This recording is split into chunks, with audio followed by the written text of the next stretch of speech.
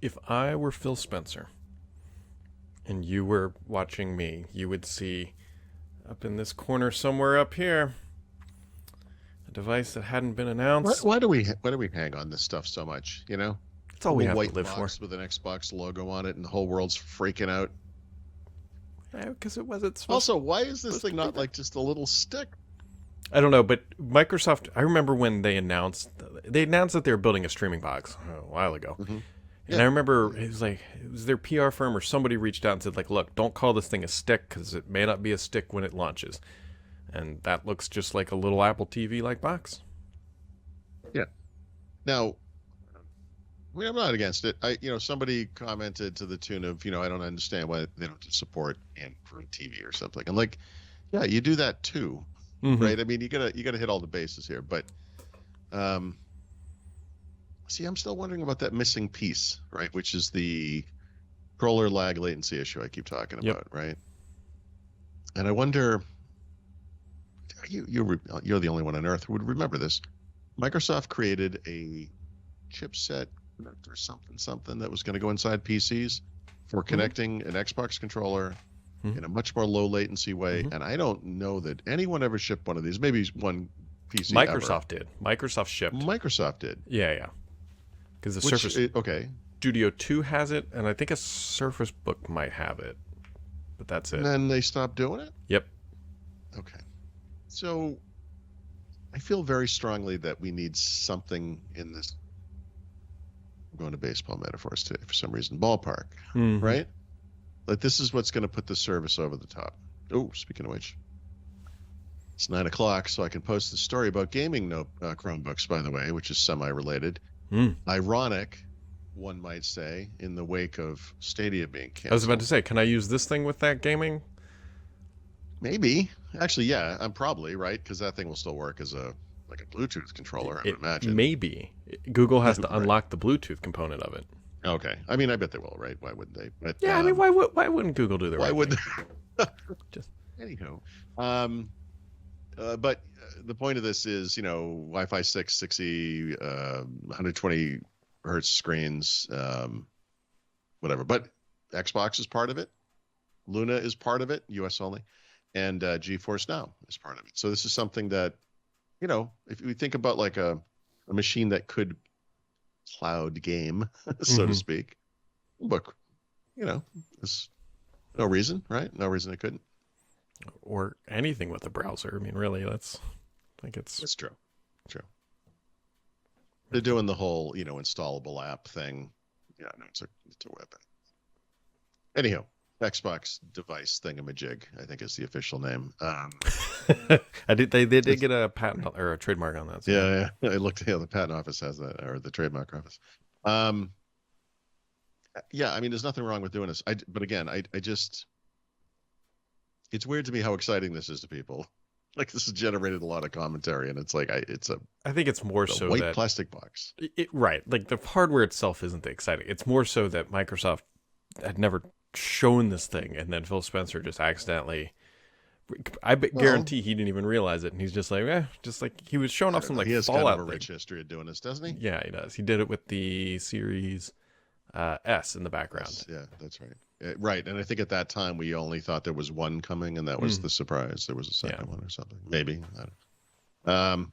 Okay. Well, I'll just keep crossing my fingers that they solve this latency issue because this is the big. Yeah, it's a very. This is truly a hard computer science problem. Yeah, I spent maybe 15 minutes trying to play a game on Luna through my browser with a wired Xbox controller on maybe Saturday or Sunday. I don't remember, but I think the game would just crash, and then it would hang in the browser, and you could kill the game. And when you came back, it would come back to the crashed game. You could never start it over. At least not that I could figure out. So that went well. I don't know. I'm just looking for a sign that things have improved here. With I think it will just stuff. continue to get close to that good enough. It'll. I don't. I say but this. what's good enough for me is not what's good enough for other people, right? Right. You and me both. I mean, Well, this first-person needs to shooters be- will always be the low-hanging fruit of this. Like Well, that's racing what I'm games saying, like, probably that's- fine. RPG games probably fine, Mm-hmm. but FPS games, that will always be the ultimate.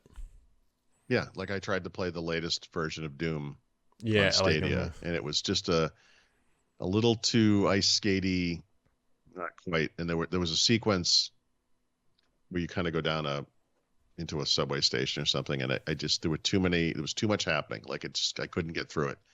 And then I played it on the Xbox, and I blew right through that, no problem at all. And that's the thing; it has to pass that test. And that's just single player, by the way. This is not a multiplayer Mm-hmm. thing. So I don't know. I can't wait for it to happen, dude. You know, like the ability to have a controller and play on any screen anywhere at any time is very exciting. Plus, it's automatic upgrades, right? I mean, Yep. you don't have to buy a new console or put a new video card in your computer to get a better experience over time, right? It's interesting. I was just looking at the calendar. The new Call of Duty drops 2 weeks from Friday. Sounds about Yep. right. The And I'll 28th. conveniently be away. Well, assuming I get my passport in time. I'm okay. But then, Hmm. correct me if I'm wrong, on the 21st, the campaign should become playable for Xbox users. Oh, that's right. Yeah, a week early, right? That was the deal. Yeah. Yep. Also, will not be around for that, so that worked out great. That was good timing Which will also on my conclude the part. only time I play the campaign, right up until the 28th. But Really, the only time ever you've I ever haven't played a Call played. of I Duty didn't play Modern so long? Warfare's campaign. I didn't play. No. Yeah. The new Modern Warfare campaign was okay. I did it because I got bored. I couldn't play the game online effectively, and I Mhm. finally just finished it. I never did the Black. Oh, was there one for Black Ops Cold War? I I can't don't remember. remember. I think I there didn't was for play it. If there was, Vanguard, it but doesn't matter. I didn't Vanguard play it. is the Windows 8 of Call of Duty games. So But those, the original Modern Warfare trilogy, like those are great single player campaigns. Those are really worth playing. Even now, like they're worth playing. I'm sure they are, but it's like Okay, it just sure. that requires commitment and Commitment. I mean, you're not signing a mortgage. It's just a yeah, video but game. yeah. Anyways, this new version of iOS 16.0.3 This is the big one. is out.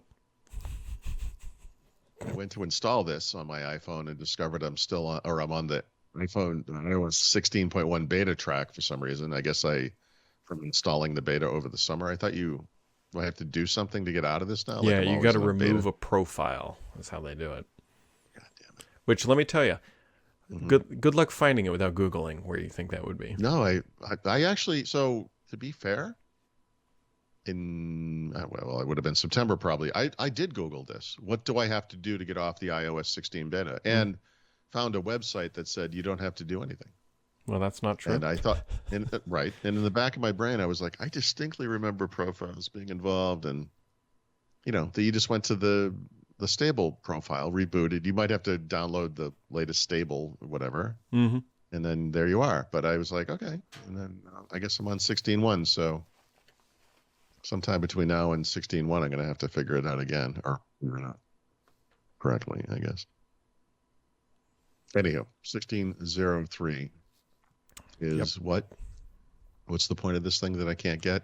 I don't know. It doesn't even matter. The more hilarious update that's now circulating about is apparently Windows 11.22H2 breaks Windows Hello, which is just Yeah. hysterical on multiple levels because they keep talking about how Windows 11 is more secure until Yeah. here we are. I'm not going to write it. Well, I should. I'm probably not going to write an update. But when Windows 11.22H2 first came out, I wrote an article detailing all of the PCs that I've tested the upgrade on and what the results were. Since then, most of the computers that didn't get the update have in fact gotten it. Right? I think there's only one that hasn't. And in fact, on that computer, it actually said it's coming. So that's the type of communication I'm looking for. That, but to me, this is the correct approach. But I have it's a late 2020 HP Spectre 14 X360 14, and it was on some weird. It didn't look right, so I reset it, and it's on like a different. It's now the fourth build number I've seen for 22H2. I don't know. Yeah. Just don't know. I'm losing track of these things, and I can't understand. I mean, it's almost not worth even figuring it out. No, If you're on it's 22.621 dot something, you're fine. Don't worry about it. But of course, me being me, I stress over this. well, it's slightly insane because we're releasing an update for Start 11 today. It's whatever. Mm-hmm. But we get bug reports and trying to figure out what version of Windows 11 somebody is running. They're like, I'm on 22H2, and it's like, are you? I'm gonna offline. I'm gonna point you to something a guy on Twitter sent me yesterday that is the most detailed explanation I have ever seen, and it literally is just about this topic. What all those build numbers mean, how you get to them, why you get them. It's like this crazy. This may help you. It honestly might, because that's one of No, our. it really might. It's insane. Because who can replicate a bug now depend, like it's insanity, and Right. it's like we shouldn't have to spin up 8 different boxes to test 22H2 because there's multiple whatever. Thank you, Microsoft. We're doing that. I just sent you the link for this, but Oh well, everybody can see that link. That it'll probably be. You could put it in the show notes. I could. I'm just saying I sent it to you because you weren't particular. I mean, most people don't need this information. Yeah, but if you want to find it, you can find it either in the description or not. I don't know. So I retweeted it yesterday. Nobody uses Twitter.